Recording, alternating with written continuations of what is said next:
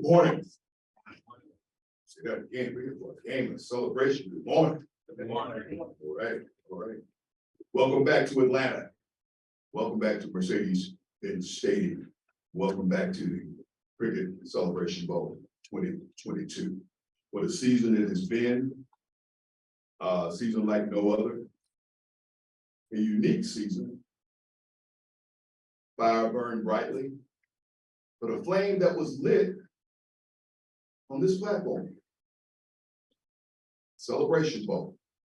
Give people a chance to look, revisit, take inventory of HBCU athletics, the possibilities, what had happened and what could happen going forward.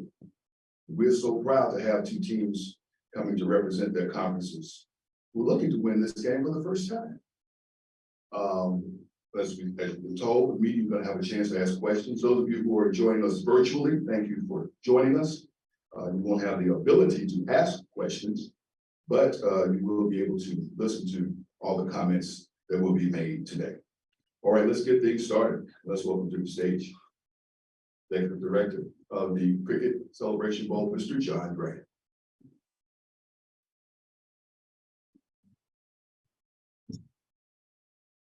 Good morning. Good morning, and welcome to the opening press conference for the 2022 Cricket Celebration Bowl. As Sam indicated, the road to Atlanta is coming to an end on December 17th here in this venerable stadium, Mercedes Benz Stadium. What a season it has been. A number of teams started in August, and two are left standing. The North Carolina Central Eagles representing the Mid-Eastern Athletic Conference and the Jackson State Tigers representing the Southwest Athletic Conference. So I want to thank you all from the press for attending with us today. We're glad to have everyone here. Lunch will be served immediately following, and we really would ask you to certainly stay around and join us for that. You know, this is a great year for us in HBCU football. And more importantly, it's a great year for the Cricket Celebration Bowl. We're going to announce that this game is sold out. We have standing room only tickets that we're selling now. And this is our first sellout this early in the season in this game's history. You know, having two teams that I've watched closely all season long. I mean, and we've had some cliff-hanging situations through this football season. But at ESPN, we're proud to be able to present more football games on the HBCU space than has ever been shown. In 2015, when we launched the Cricket Celebration Bowl, we carried 32 games. As of this year, over 150 HBCU games were carried on ESPN platforms. I think that deserves a round of applause.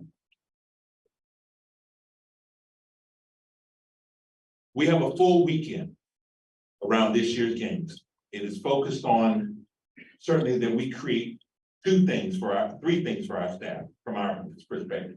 One, that we create a world-class experience for the student athletes and the band members who earn the opportunity to be on this national stage. Two, that we create a world-class experience for our fans who spend their money, make the trip, and to attend this game. And third, that we create a world-class experience for those who turn on their televisions, hold up their phones, be on their electric devices, meet friends in bars to tune in to watch these two great teams compete against each other.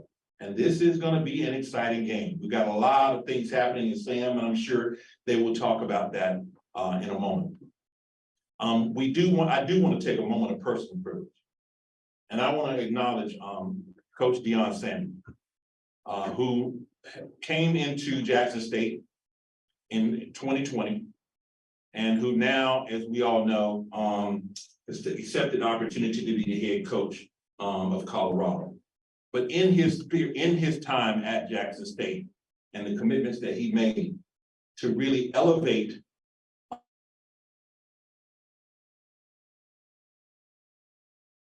to bring attention to the platforms, he has done that.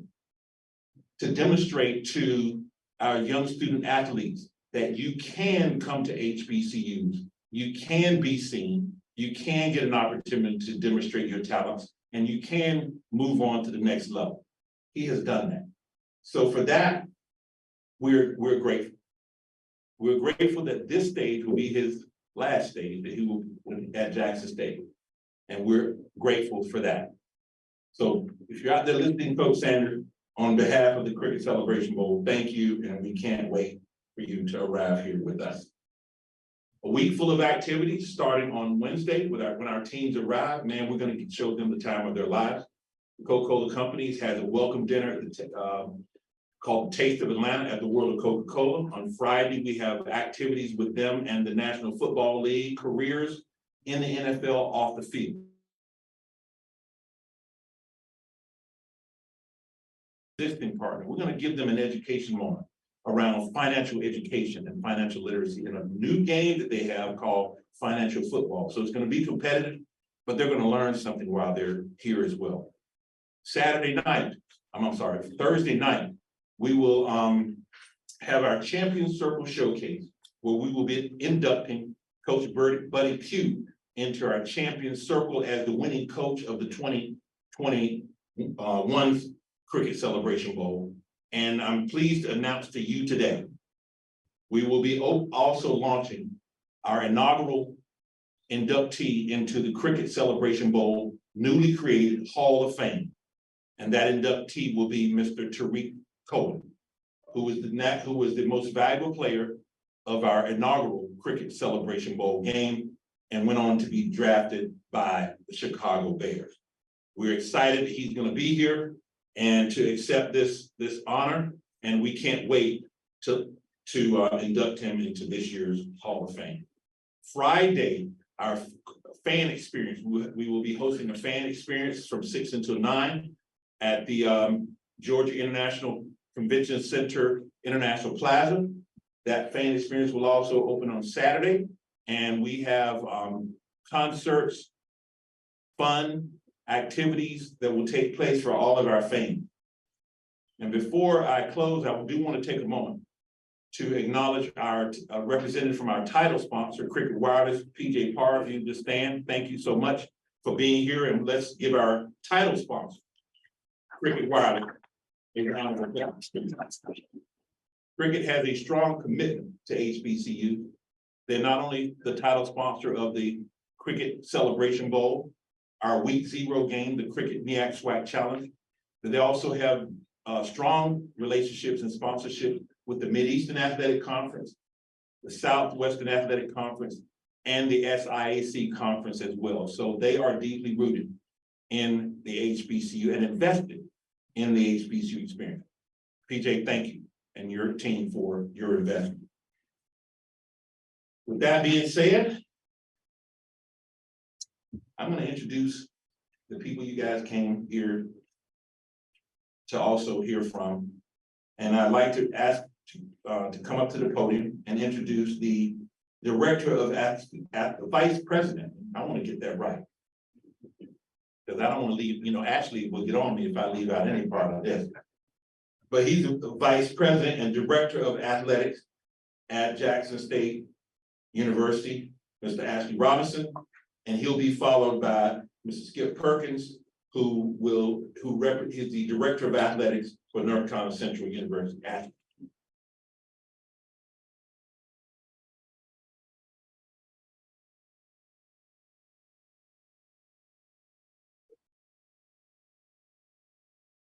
Good morning. We're excited to be back in Atlanta for the Cricket Celebration Bowl. I want to thank our title sponsor, our Cricket, and all our corporate sponsors for making this game possible. I want to thank John Grant. Great vision, brother. Great vision. We talked about this 6 or 7 years ago, and I want to thank you, even with the MEAC SWAC and the Celebration Bowl. I want to congratulate North Carolina A&T, my guy, Skip Perkins, and Coach Oliver. Hold on one second, guys. Hold on one second. Oh, I'm sorry, North Carolina Central. I apologize. North Carolina Central AD Skip Perkins, I'm sorry, Coach Oliver, and staff for winning the MEAC and making this, here, to Atlanta.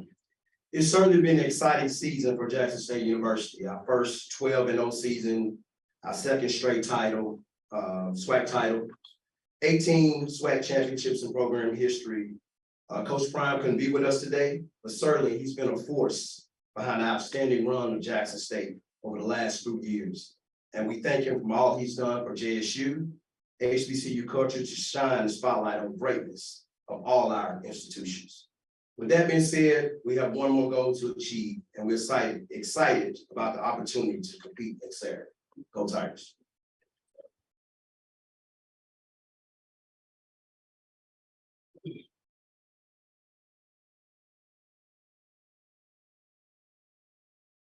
Good morning, all.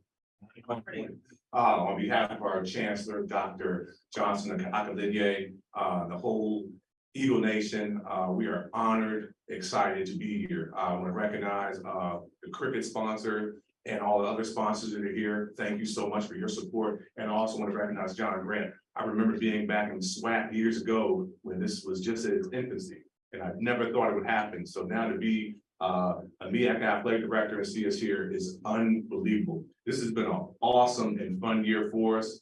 A tough gauntlet to go through in the MEAC, and then also to have a 9-win season.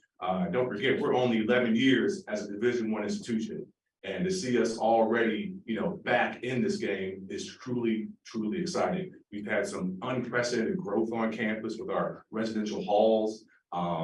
Wow, academic buildings, a new $55 million student union, and now to see our athletic program, and most importantly, our mighty, mighty football team at this level is truly amazing for us. I also want to recognize Gary Harrell, who I actually had to work with, the pleasure, his alma mater, Howard University.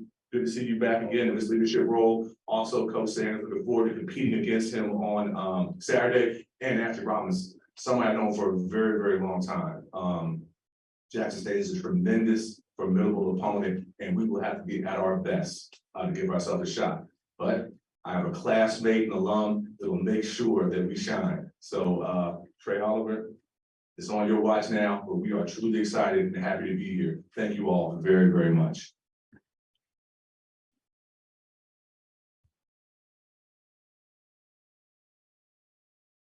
What do you want?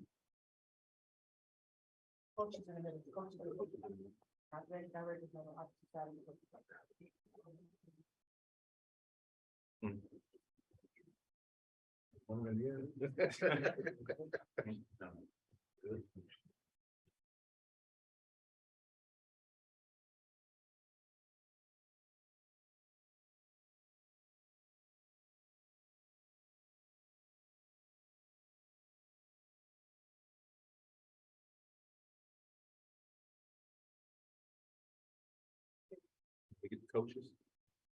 Let's get the coaches real quick. What's the coaches?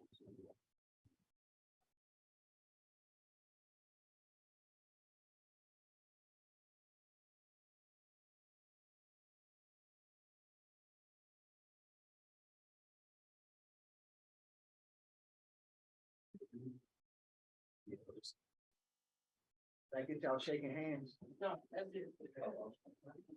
You go.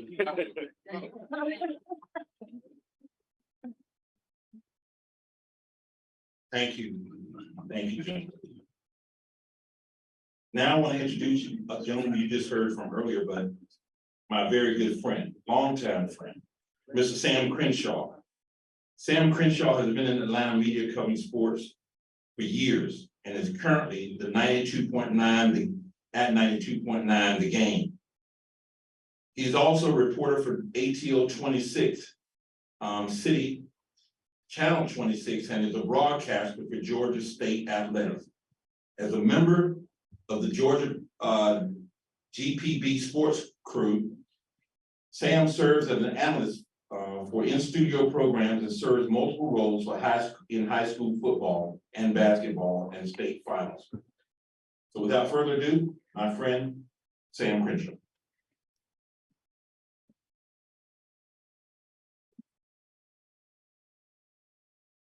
Thanks so much, John. Once again, it's a privilege and an honor to be here. I want to say both coaches, yes, I do work with GPB. Yes, in the state championship week, I don't know if you have a chance to go check out some of our talent, but it's on display the next 3 days of Georgia State. The first game starts at 5 o'clock today. That's all I'm gonna tell you. Y'all know y'all want that Georgia talent. It is indeed a privilege and honor to spend it. We talked about the teams and acknowledged the pathway the teams took to get here. And the amazing thing was the celebration that we're having this week, the celebration for the game coming up next week, of what has been achieved by both of these schools. Jackson State, of course, with a record of 12-0, first time in school history conference championship, led by Coach Prime, Deion Sanders. Representing Jackson State today is Coach Gary Harrell. You were here last year, Coach? Yes, sir. I remember all the way back to your days at Howard University. Yes, sir. We want to get first thoughts from you about being back at this game again. And the question I have is, a lot of people want to say swag. This game has been MEAC, because MEAC has won this game most of the time. You all? Absolutely.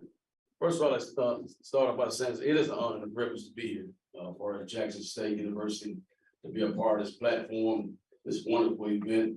But I'd like to start off by sending out prayers and thoughts to those 3 members at Southern University Band, their families. I know it's a tough time for them, so just want to make sure we acknowledge them during this time as we continue to move forward. But this is a game that we definitely look forward to. Coach Prime did a great job as far as the leadership the past 2 years, as far as getting us to this particular point. We're very excited being 12-0, first time in school history, back-to-back champions since 95, 96. Thing I look for more as far as the similarities between these 2 teams. They have a great a leader. And I like to start off by saying our leader, our AD, Ashley Robinson, Skip Perkins, those involved. Thank you, Cricket, for continuing to believe in this vision. John Grant, Coca-Cola, the Atlanta Falcons. It's a great event. And I go back to 2011 when I first started coaching, when it came to existence and conversations. And look at us now. We're still thriving. It's a great stage. It's about the events. It's about the experience that you guys are giving these kids outside the game. So it's bigger than the game. There's a lot of things that goes into it. But we look aside. We've been watching Central all year. We knew that team will be here where they are today. They did a great job as far as doing all the things you go back to since this guy arrived. Every year they got better. They had a great win against New Hampshire. And it showed the type of talent that they have, but the similarities. The quarterback, offensive player of the year, linebacker, player of the year, head coach of the year, our quarterback, offensive player of the year, our linebacker, Aubrey Miller, defensive player of the year. So we got so many things that's going on within the game, within the program. And it's going to show on next Saturday, December 17 at 12 o'clock. So I really advise those that have been a part of this event to really be there on that day. It's going to be very exciting. I really anticipate this game being very exciting. But we look forward to it. When you look at Central, as far as the things they do, third down conversion, they're number 1 when it comes to FCS. That means they're doing the right things as far as staying on the field, moving the chains.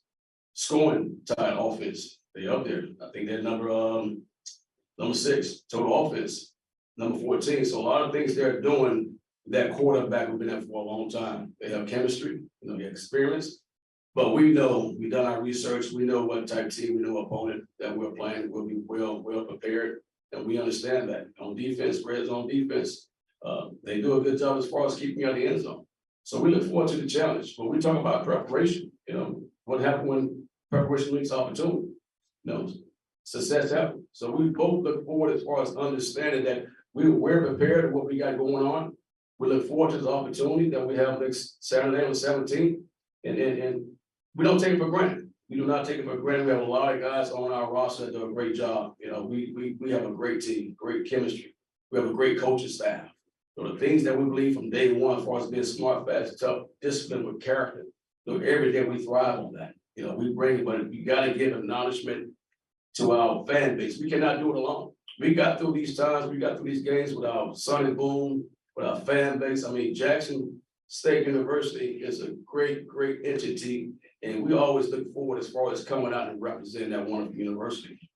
But one thing we understand, we understand that past performance is not indicative of future results. I say it again, past performance is not indicative of future results. So everything we did up to this point, you cross it out, you know.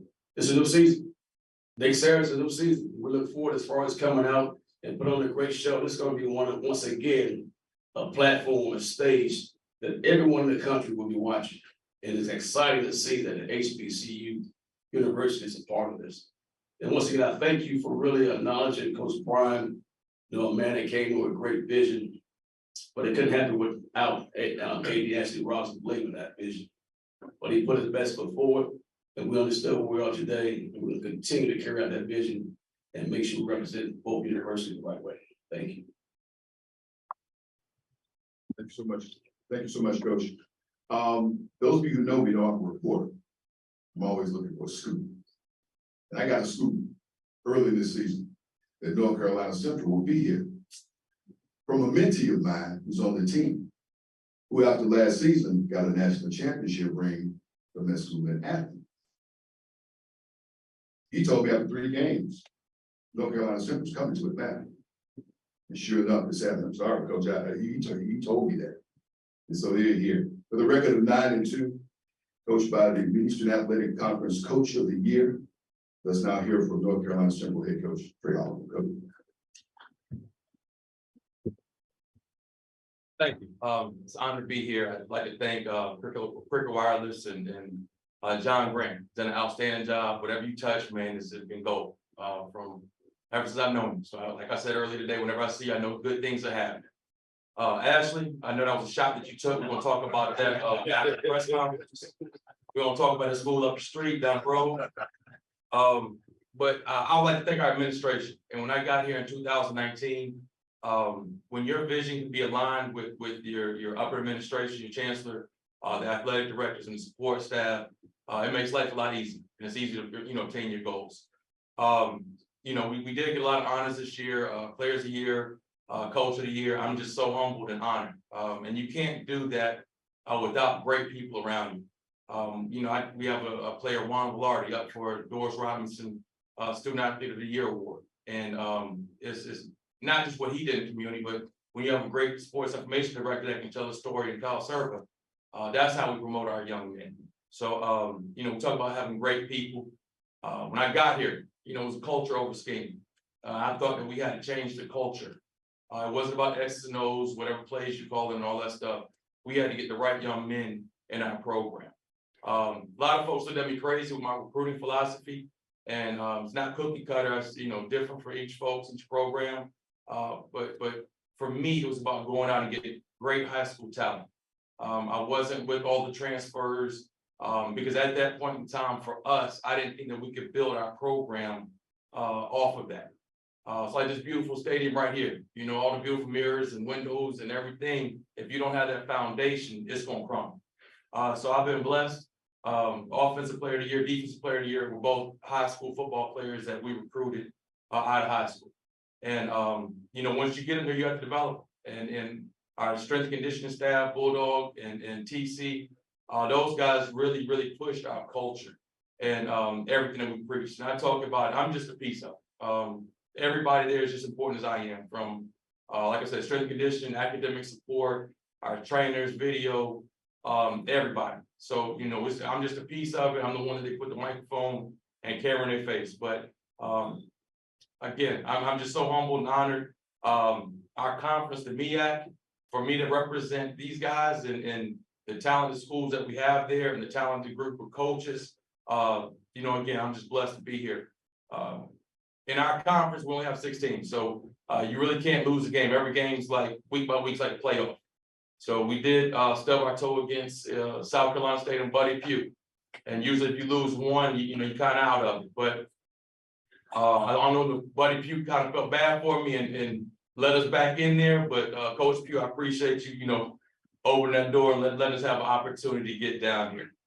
But in my conference, a lot of parity, a lot of really good coaches, and it's crazy because our conference, all of our coaches are really close. We call each other all the time and lean on each other. And, you know, I guess iron sharpens iron, but we keep in touch and Coach Pugh is like a mentor to me and, you know, laugh and joke, but on Saturdays, we're trying to beat the heck out of each other. But again, with me at conference, So proud of what they've been able to accomplish, Commissioner Steele. We partnered with the National Football Foundation, so we just had an opportunity to take our 2 players out to Vegas. And they were acknowledged there, the National Football Foundation. So the exposure our guys get in our conference is second to none. Next weekend, Jackson State, I've had an opportunity to be in the coaching SWAC for 7 years down at Grambling and Southern University. Very familiar with the conference, very familiar with Jackson State University, outstanding program. The fan base down there is unbelievable. So we know that they're gonna come deep, but we are in the Falcon Stadium. So the Eagles are gonna pack the nest in here. We're gonna be at home. And I think we're gonna show up our fan base. But looking excited, we're looking forward to the game, excited about the matchup. This is probably the most talented team I've seen, FCS, and I think 2015 Grambling team was probably the best I've seen. But these guys right here are unbelievable. Across the board, even at long snap. I mean, he's even athletic and run down and cover. Does a great job of snapping the ball. So everybody they have everybody you see on film is outstanding. Defensive front, they playing 8 to 9 guys. Aubrey Miller is probably the best linebacker I've seen. And I know I'm gonna sound redundant about everybody being the best, but their secondary, Travis, was it 4-star, 5-star goal? I don't know. A lot of stars, whatever he is. That dude's talented. But then you look on the other side, and they got 2 guys that are probably with their technique and fundamentals that are better than him. Their safeties are very physical, and then offensively, obviously, it goes through Shador. He's unbelievable, and you have to have a good trigger man. Anytime you get to this part of the season for a championship, you're gonna have a great quarterback. Up front, the offensive line is big and athletic. Running back by committee. I don't know how many scholarships I have, though, but y'all got. But no, I say that, man, in all honesty, and I'm not blowing smoke. They have a very good football team and outstanding coaching staff, and what they've been able to do in a short period is outstanding. I do think that we match up well with them in a lot of areas, and it's gonna be a good football game, and this is gonna be a championship knockdown drag out football game, and I'm so excited to see it. And it'll be a good one. Folks will get their money's worth. Thank you. All right, thanks so much, Coach. And now we're ready to open it up. But we do want to acknowledge 2 people, Dwayne and Kyle. Typically captain both of you guys. We're doing what you've done so very long, so very well. And you can see, I think 300 games for you. Congratulations on that. So some people I go back with to my days of hosting a show called Black College Sports Today. Y'all might not remember that. Anyway, do I gotta open up for some questions? Y'all ready? Okay. Yeah, Jared Bell, USA Today. Coach Oliver, congratulations on reaching this game. Thanks. Good luck next week. I've got 2 questions for Coach Harrell. Can you shed some light on the unfinished business that your program may feel after reaching this game last year and not winning? And if you could shed some light on what the difference is on this team now versus a year ago. Second question involves Coach Prime and what's happened with the pending move to Colorado. How does that factor into your preparations? What has it been like over the past week or so dealing with that excitement versus getting ready for a game? To your first question, it definitely is a great question, and we think about it all the time. I know Trey as a coach, football player, he understands it. You can go 12-0, at Howard University, I played in '93, was undefeated, played a game against Marshall, lost, never watched that game. It's like that season, it puts so much damper into your soul, because that completion, that last game really is a completion, but that's the last time you step on the field for that season. And now you have to go through the whole season with that on your mind. So last year really motivated us to get back to this point, to where we are, because we do have unfinished business. And they did a good job as far as coming out and being very physical, and they deserve to win. But now we're 12-0, and we have to understand that, okay, now that season is over. In addition to the SWAC and the MEAX, we have a SWAC championship game. So much goes into that game. So a lot of emotion goes into that game. For the MEAC, once they win the MEAC, they have about maybe 3 weeks to, I guess, to really unwind and continue to prepare for their next opponent. So it's like for us, we got to go through this roller coaster ride now, win the SWAC championship, but understand we still have a game to complete. And that's what we do every day. Every day, Coach Brian comes in with a word, and that word is focus, and the other word is finish. And that's what we've been thriving on for the past 2 weeks, and we're going to continue to do that. And as far as preparation, our guys are doing well. We have a great group of guys that stays focused. Anything that goes outside of the university, it don't bother them. We done been through water crisis, we done been through the pandemic, and these guys continue to thrive. So it's not about the people outside the team. It's about those young men. This is for them. They play for themselves. They play for the university. As long as they show up, they in their uniform with their logo on the front of their chest, they name on their back. That's all we care about. Playing Jackson State football. Thank you. Coach Tre Oliver, I know as a Jason McDonald, Core 360 Sports, I know as a alumnus and a former player for North Carolina Central, being able to bring this back home would be amazing. But talk about the way that because of the 16 conference, having to play those 3 out of conference upper level teams, one being New Hampshire, which went to the second round of that CF bracket. What you found out about your team then, and then also being, the implication of this first ever meeting between the 2 programs. The first ever meeting between us and Jackson. We played, I think 3 times before, Kyle. Yeah, so it's been a while. I believe back in the 80s, but when we lost a couple of teams out of Conference FAM and Bethune-Cookman and North Carolina A&T, we had to adjust our schedule and try to add some teams late. Usually look 4 or 5 years in advance. So we're kind of behind the 8 ball with that. So when we looked out of conference, I really wanted to look at some tough opponents. I think that the MEAC conference is underrated. I don't think we get nearly as much credit as we should. So for us to get the credit, let's go play some folks. Obviously non-conference, we played North Carolina A&T. When we played them, they were #1 team in the Big South. We scheduled New Hampshire. When we played them, they were #1 team in the CAA, ranked in the top 25. We played them in their place and beat them. Tennessee Tech, tough trip out to Tennessee, freezing out there, finished last game of the season against those folks. That was a tough environment. So you have to schedule these tough non-conference games for people outside, your conference to respect you.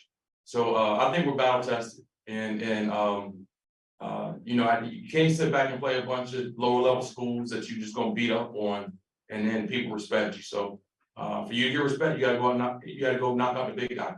Can't go out there and not gonna pick on the little guy. So go smack the big boy, and you'll get some respect.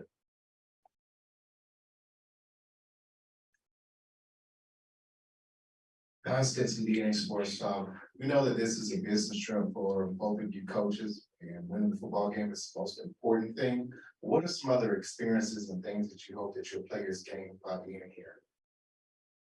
For us, for Jackson State, it's always about networking. Come here and network. As you move around and you attend the function, the seminars, the NFL, folks from Coca-Cola, just networking, go from there. Understand that there's life after football. Just get more from the experience alone. Gain the memories that, when you look back at this particular day, a lot of good memories, a lot of good things come out of it to share with your families. So once again, we've always tried to create that family atmosphere and teach the young men how to be men, how to go about their everyday lives, but just to make sure they understand their next step in life is outside of football and continue to network with the people that's involved with this great event. Yeah, to piggyback off what Coach is saying, life after football is huge. We have our director of football operations, Andrea Perry. She leads that initiative for us throughout the year. So weekly, we're always doing things with our guys to try to move them forward off the field. We'll go to the 2 events they have, but like you said, it's a business trip. We'll catch up on all that life after football stuff on Sunday. But our #1 focus is going to be on Jackson State University and winning this football game. Gary Jones of BMA Sports. This question is for Mr. Tre Oliver. Do you think people underestimate you as a coach? But I think people fail to realize that you have 20 years experience coaching and you're the head coach. And of course, Coach Sanders only have 2 years of coaching. Do you think you can take your talent and come up with some things to win this game against him? That's an interesting question. That's an interesting question. I've been coaching Black college for 23 years. 6 conference championships, 3 national championships, and 3 different conferences. Division II North Carolina Central, we beat Southern University in 06, won a Black college national championship. We won one at Grambling State University, we won one at North Carolina A&T. So I just try to be humble and stay hungry with it. I was coached by NFL Hall of Famer Larry Little, so but I don't get caught up in all that other stuff. I think that your team is going to take on your personality. So you know, I just try to stay as humble as possible and get these guys focused and worry about the next day. But I don't ever worry about what people, you know, underestimate me or whatever the case may be. I know who I am. I know I'm a champion. I know I won a whole lot of games, but you know, then I'll be humble and stay hungry. Hey, Allison Mastrangelo, WSB in Atlanta. Thank you both for being here. This one's for Gary. I'm curious, how involved is Dion going to be in practices leading up to the Celebration Bowl? Will he be involved, or is it more you? Do you think maybe this could be an audition for a head coaching job for you maybe in the future? I mean, we're talking about Deion Sanders. He cannot be away. Even when he was going through the things he went through with his leg, it was hard to keep him away. So now he's able to get around. No matter using a mobile device, you know, he's there. You know, he's there every day. Even today, all this week, he's at practice. That's why I'm here filling in for him. He's a hands-on guy. You know, he's a great leader. You know, he would not miss this event. It's very important for him to finish this to the very end. And this is where it goes back to the previous question. You know, last year really bothered him as far as not completing the Celebration Bowl. So this is very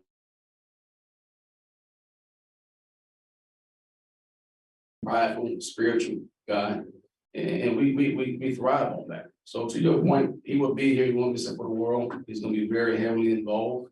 You know, he believe and continue to push this event because he really believes in this event. You know, this is a very important event for not only for Jackson State University, but for all HBCU. You know, this really pushes us out there for the whole public. For the you guys do a great job as far as covering the game and getting information out there. So it's so much that goes into it, but he will be here. Hey, this is Solly Carr in the back with HBCU Game Day. So I'm in reposition my camera. Congratulations to both of you guys. Quick question for Coach Oliver. You had your team had a longer time to prepare, but there was probably 4 or 5 SWAC teams that were still in the running after you guys had already won the MEAC. What was that process like for you? I know you were concentrating on your team, but just kind of keeping an eye on the SWAC and how all that drama unfolded down to the very last minute. Right, we did have a couple of weeks off. First week, we kind of let the guys get away for Thanksgiving break and just try to refresh, recharge their batteries and spend some time with their families. That was very important for me. Then when they got back as a staff, we kind of looked at film and several teams. But with the guys, it was more so of finishing up their exams and finishing strong in the classroom. Obviously, it was about technique and fundamentals. Let's improve those areas, things we need to improve on. And then once we figure out who we're going to play, we will put together a game plan for them. But we weren't going to put together a game plan for 3 possible teams and all this other stuff and waste time and energy. So let's work on us, because this is about us at the end of the day. You know, Jackson's going to do what they do. We're going to do what we do. But I do know a lot of times you can spend, you know, try to reinvent the wheel and do too much. So we weren't going to implement a whole new defense. We weren't going to implement a whole new offense. So whatever they seen on film is what we're going to do. Hey, I'm doing Miles Johnson, journalist student at Morehouse College. This is a question for Coach Harrell. I want to ask you, you know, Jackson State going 12-0, winning the SWAC down this season. I want to ask, There's been a time that the team has been going through adversity, or it has been battle tested, and pick a point in the season where that's happened, is how, can you take that to a team that, is obviously dominant, but as a coach, you feel like, they're picking those certain like pockets where y'all can improve, but has there been a time in the season where y'all have, basic adversity and have been battle tested? Thank you. Going 12-0, winning a game of college football is very different, within itself. And I think we did a good job as far as each week, going 1-0, and it just focus on that one particular point. Like I said, when you step out the conference, Campbell, when you watch that team, a lot of great things that they possess. We want to make sure we put on a great show. And I think we came out and represented not only the SWAC, but just the HBCU level very well. Just like the Eagles, they went and did a great job using Amsterdam. And that's what you want to do when you step out the conference, show that, okay, we have great coaches, we have great players, we have the administration, we have the things that we can't compete with those type of universities. Every week we feel like adversity is there, but it's scary, when you watch us play, we're undefeated, but I promise you as a coach, and I'm sure Coach Prime shares the same thoughts, we feel like we haven't played our best game yet. FAMU, I think we played our most complete game, offense, defense, special teams. We showed dominant. Every year, every game, we talk about being dominant. We don't want to compete. We want to be dominant. And that goes in every week, but we feel like we haven't played our best game yet. And I think it's scary when we do put it all together. We'll come out, we'll jump out and go with big scores. And then we'll hit a wall. And then sometimes we just don't do the necessary things to win ball games. Like I was talking about earlier, like third down percentage, they're very well with that. So you want to be masters of situations, and that's what we want to try to make sure we continue to thrive on. But I still think the best is yet to come, and I just pray it shows up next Saturday at 12 o'clock.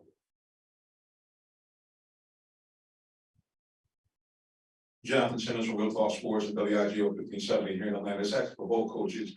May have been asked this earlier, but when you guys come to Atlanta, with this being kind of a hotbed of college football recruiting, do you guys get a chance to do much recruiting or take a look at some of the top athletes here? No, we won't be doing any recruiting down here.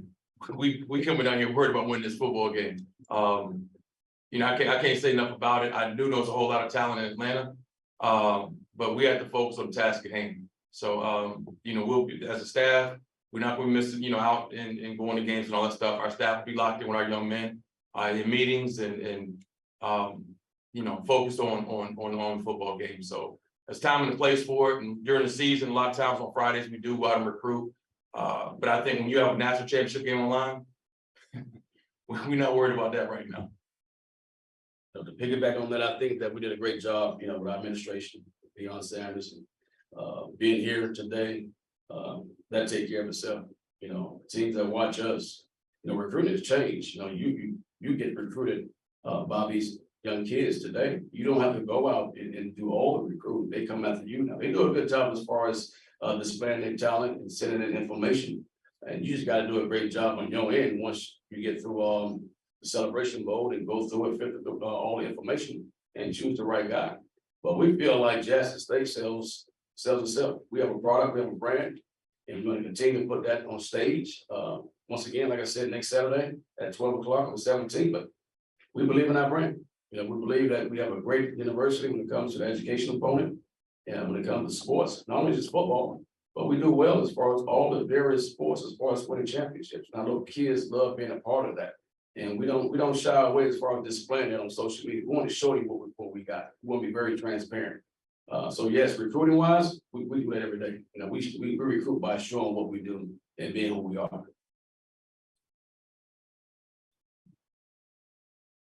Vicki Jones, BMH Magazine of Sports. I did hear both of you use the same term, focus. But my question is about longevity. I know the game is here, obviously being played from last year to this year. What I've seen is a level of acceleration and intensity when it comes to HBCU athletes.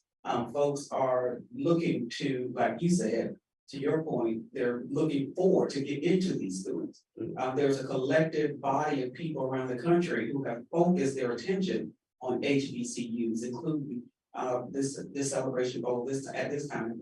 As far as longevity, how do you feel the bar that has been raised, if you felt it at all, in 1 year on HBCU schools and athletes, impacts what happens going forward?